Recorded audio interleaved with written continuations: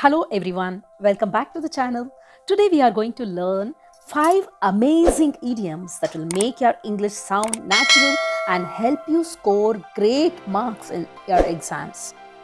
ನಮ್ಮ ಮೊದಲನೇ idiom a piece of cake. ಇದರ ಅರ್ಥ ಯಾರಾದರೂ ನಮಗೆ ಕೇಕ್ ತಿನ್ನಿ ಅಂತ ಕೊಟ್ಟಿದ್ದಾರೆ ಅಂತ ಅಲ್ಲ. When something is very easy to do, ನಾವು ಅದನ್ನ ಅ ಪೀಸ್ ಆಫ್ ಕೇಕ್ ಅಂತೀವಿ. ತುಂಬಾ ಸುಲಭವಾದ ಕೆಲಸ ಅಂತ ಅರ್ಥ. ಈಗ ನಮ್ಮ ಸ್ಟ್ಯಾಂಡರ್ಡ್ ಎಕ್ಸಾಂಪಲ್ ತಗೊಳ್ಳಿ. Don't worry about the English grammar test, it's a piece of cake. ಅಂದ್ರೆ ಆ ಇಂಗ್ಲಿಷ್ ಗ್ರಾಮರ್ ಟೆಸ್ಟ್ ಬಗ್ಗೆ ತಲೆ ಕೆಡಿಸ್ಕೋಬೇಡಿ, ಅದು ತುಂಬಾ ಸುಲಭವಾಗಿದೆ ಅಂತ. ಡೈಲಿ ಕಾನ್ವರ್ಸೇಷನ್ನಲ್ಲಿ ನಿಮ್ಮ ಫ್ರೆಂಡ್ ಏನಾದರೂ hey can you solve this puzzle ಅಂತ ಕೇಳಿದ್ರೆ ನೀವು ಧೈರ್ಯವಾಗಿ ಹೇಳ್ಬೋದು, oh this puzzle is just a piece of cake for me. ನಮ್ಮ ಮುಂದಿನ ಇಡಿಯಂ ಅಂಡರ್ ದ ವೆದರ್, ಅಂದರೆ ಹುಷಾರಿಲ್ಲದೆ ಇರುವುದು. ನಿಮ್ಗೇನಾದರೂ ಸ್ವಲ್ಪ ಜ್ವರ ನೆಗಡಿ ಇದ್ದು ಬಾಡಿ ಟಯರ್ಡ್ ಆಗಿದ್ದಾಗ, when you're feeling slightly sick, ನೀವು ಈ ಇಡಿಯಂ ಬಳಸ್ಬೋದು.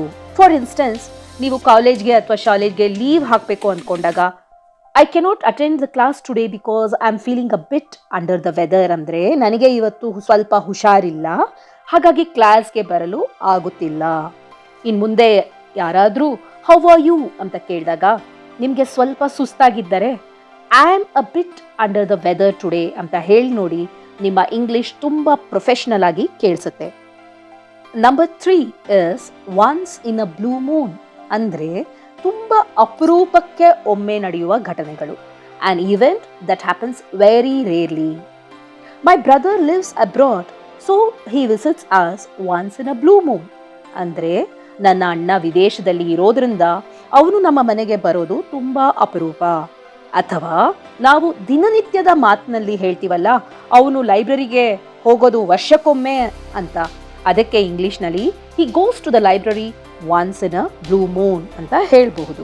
ಮುಂದಿನ ಇಡಿಯಂ ತುಂಬಾ ಇಂಟ್ರೆಸ್ಟಿಂಗ್ ಆಗಿದೆ, ಬೈಟ್ ದ ಬುಲೆಟ್. ಇದರ ಅರ್ಥ ಕಷ್ಟದ ಪರಿಸ್ಥಿತಿಯನ್ನು ಬೇರೆ ದಾರಿ ಇಲ್ಲದೆ ಧೈರ್ಯದಿಂದ ಒಪ್ಪಿಕೊಂಡು ಎದುರಿಸುವುದು. Facing a difficult situation with courage because it is unavoidable.